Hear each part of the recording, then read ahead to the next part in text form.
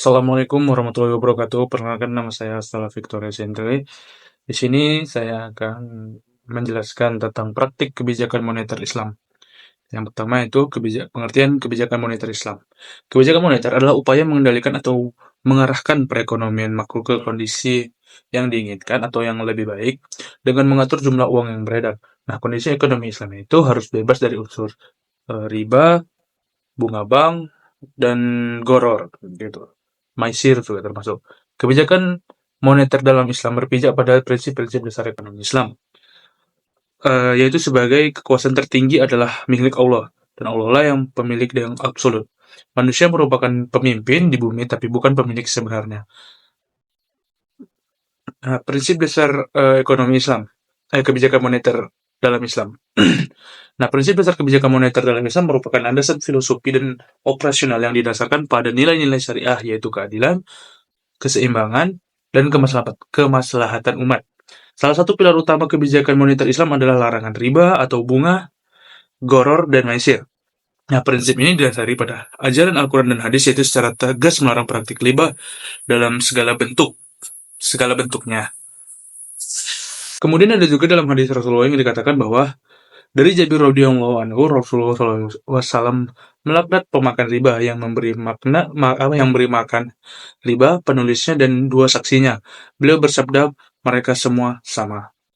Nah, sejarah kebijakan moneter pada masa Rasulullah, meskipun sistem moneter formal itu belum terbentuk pada masa Rasulullah, prinsip-prinsip dasar kebijakan moneter Islam sudah terterapkan pada zaman Rasulullah. Rasulullah menggunakan dinar dan dirham menekankan keadilan dan transaksi, melarang riba, dan mendorong distribusi kekayaan melalui zakat, infak, dan sedekah.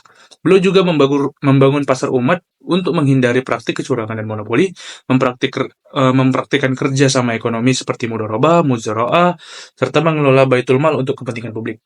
Nah, stabilitas ekonomi dicapai melalui prinsip sosial dan moral, bukan melalui suku bunga atau kontrol teknis, dan transaksi melalui suku bunga atau kontrol teknis, dan transaksi keuangan harus berbasis sektor real, serta bebas dari spekulasi. Lalu, tujuan ekonomi moneter Islam. Secara garis besar, tujuan kebijakan moneter dapat dirinci sebagai berikut. Yang pertama, menjaga stabilitas nilai mata uang, baik dari pengaruh faktor internal seperti inflasi maupun faktor eksternal seperti nilai tukar. Dua, mendorong pertumbuhan ekonomi yang berkelanjutan dengan mengatur ketersediaan dana dan suku bunga dalam sistem konvensional atau melalui pembiayaan syariah bebas bunga dalam sistem Islam, sehingga sistem real dapat berkembang secara maksimal. Meningkatkan kesempatan kerja melalui kebijakan yang mampu merangsang investasi dan kegiatan usaha yang menciptakan lapangan pekerja baru. Yang keempat, ada menciptakan distribusi pendapatan yang lebih merata, khususnya dalam perspektif Islam, dengan menekankan prinsip keadilan sosial dan larangan terhadap akumulasi kekayaan yang tidak produktif. 5. Menjaga stabilitas sistem keuangan, baik dengan pengawasan terhadap sektor perbankan maupun melalui penyediaan instrumen likuidasi yang sesuai prinsip syariah, seperti sertifikat Bank Indonesia Syariah dari SBIS, dan pasar uang antar bank syariah atau PUAS. Lalu praktik moneter Islam pada masa sekarang. Nah, perkembangan kebijakan moneter Islam di Indonesia dalam konteks modern, sejak berdirinya Bank Muamalat tahun 1992 di Indonesia, sistem keuangan syariah mulai tumbuh menerapkan prinsip bagi hasil, profit and loss sharing, serta menghindari riba, goror, dan maisir.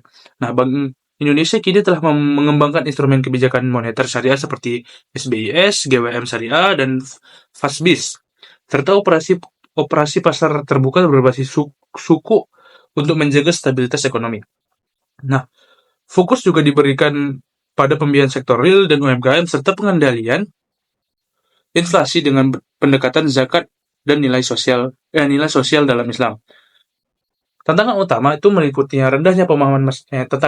itu adalah pertama yang meliputi pemahaman masyarakat, infrastruktur yang belum optimal, serta perlunya penguatan sistem bagi hasil dan kepatuhan syariah. Namun potensi pengembangan masih besar karena dukungan pemerintah, pertumbuhan ekonomi, inklusi keuangan, dan kesadaran masyarakat yang meningkat.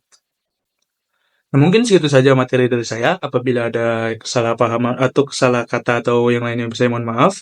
Karena saya juga masih mahasiswa, statusnya masih belajar. Ini yang saya pahami. Wabillahi taufiq wal hidayah. Wassalamualaikum warahmatullahi wabarakatuh.